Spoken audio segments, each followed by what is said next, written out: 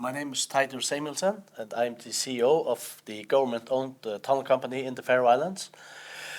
We have just completed a big mega-structure project in the Faroe Islands, which comprised two subsea tunnels. The Faroe Islands is a group of islands in the middle of the North Atlantic. It consists of 18 islands.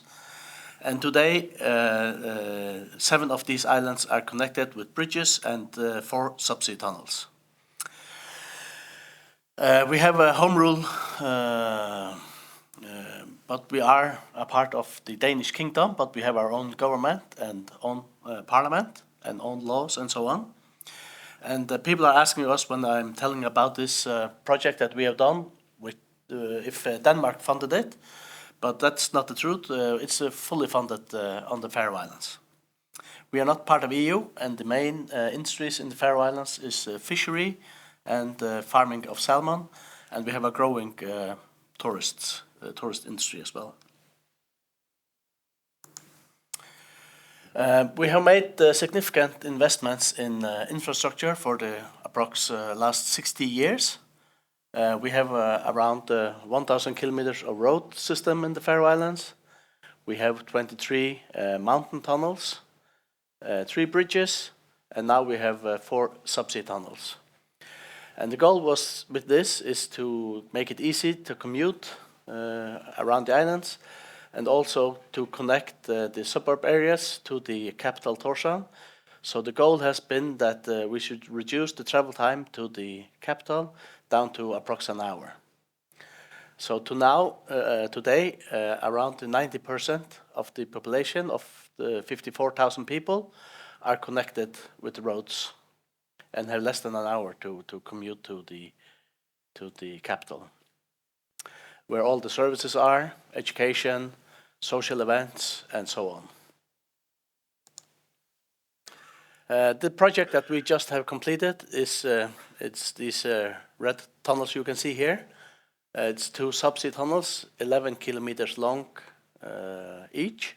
So in total, we have just carried out a project of 22 kilometers, and now we are planning to do a new tunnel to the most southerly island down here, which will be around 23 kilometers long.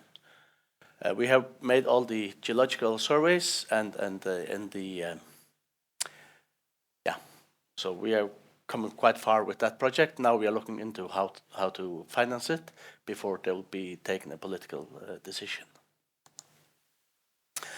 So when we started on this project back in 2014, the government or the parliament established a law saying that they should create a company who is 100% owned by the government, and then inject 400 million Danish kroner, which equivalent to 46 million pounds, and then the company should find the financing, how to finance this project.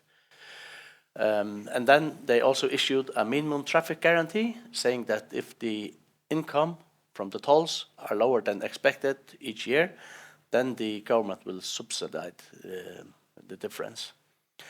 So we looked around the world where we get the cheapest financing. So this project is financed by the equity and then debt from US and UK based pension funds, together with a tiny piece from the Faroe Islands as well. And the law was approved by all parties in the parliament. So that was very good, because then we had the peace to plan the project and carry out everything. And that, I think, was very important for the success of the project. As I said, we have 4 subsea tunnels in the Faroe Islands, and this picture just showed the development in the traffic. The first one, the light blue, the Voatunnelen opened in 2002, and the traffic has been increasing all the time. Before the project was carried out, it was estimated around, I think, 300-500 cars per day, and now it's about 2,500 cars using the tunnels. So, and the project was paid back in 2018, around 15-16 years after it was completed. So now it is almost free. It costs £2 to £1 each way to use the tunnel. And the next tunnel, Norja-tunnelen, opened in 2006, and is also fully paid back. I think it was in 19 or 2020, it was fully paid back. And it also costs around £1 traveling each way. And then the red light, that's the Estuary tunnel, which is the longest tunnel, 11 kilometers long. It opened in just before Christmas in 21, and the traffic is increasing all the time. And the fourth tunnel opened just before Christmas here in 23, and they are in a combined project, as I said, and they will be fully paid back in 2040, around 15, 16 years from now. So we have had great success with subsea tunnels. It has changed the society totally.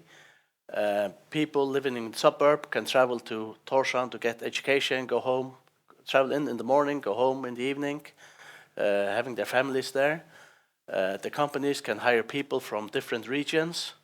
So I was CFO of the largest farming company before I started on this project. And we have had in my department people from all around the Faroe Islands working there.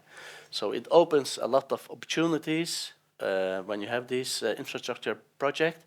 And many of the advantages, you can see them before they are open, and people can think of this as a solution, and so on. So it's a great benefit to do these projects. It's like it's a very big investment. It's like when a family buys a house, it looks very expensive, but you can use it for the rest of the life and in the old future. This just shows the Estuary tunnel, where it goes.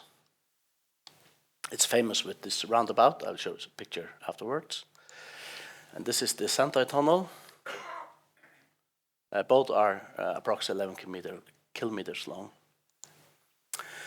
When you do such a big project, you have to focus very much on risk, because it's a huge investment. It's an investment of around 7,000 euros, maybe 6,000 pounds or something like that per capita in the Faroe Islands. So we focused very much on risks in the planning phase, did all the geological surveys, looking at which companies were able to carry out a project like this.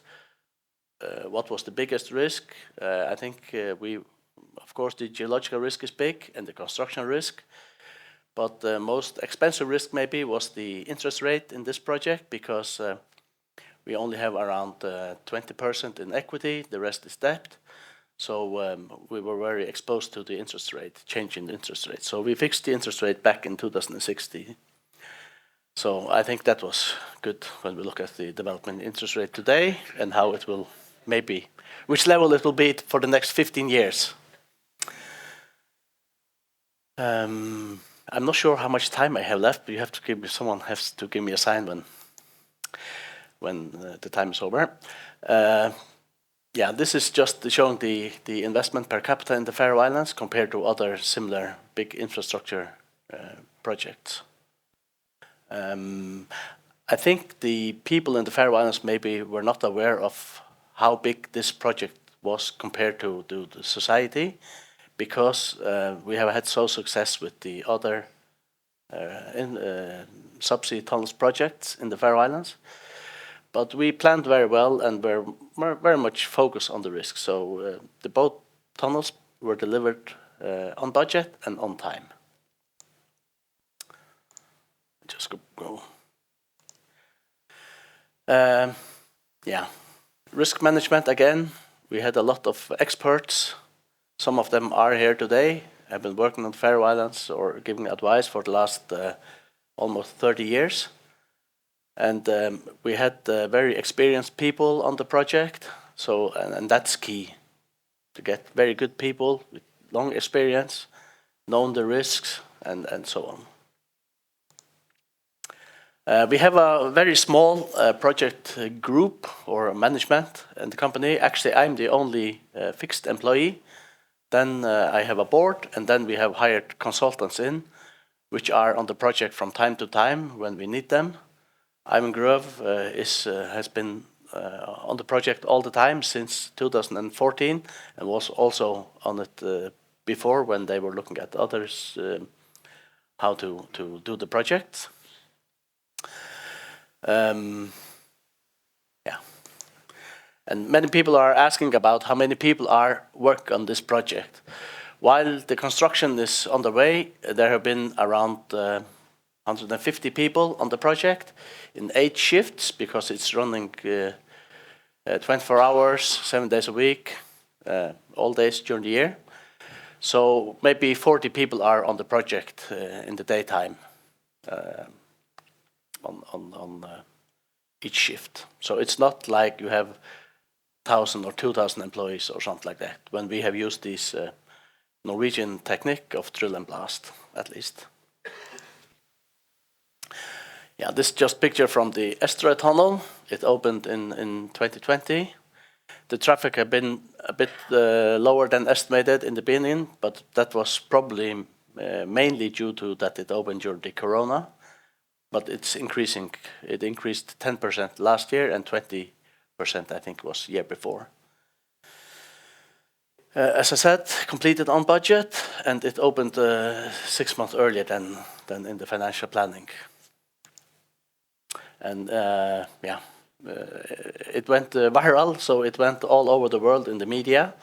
And by Time magazine, it was elected by one of the greatest places to visit in 2021. This is the Sandøy, it says Estra tunnel, but it is Sandøy tunnel. It just opened before Christmas, and the traffic so far has been the double of what was expected. So that's very good. And it opened also on time and on budget. So I'm very positive about doing a tunnel here. I think you should do it. It is a huge project, but yeah, I can really recommend it, because it has so many benefits to the society in the long run.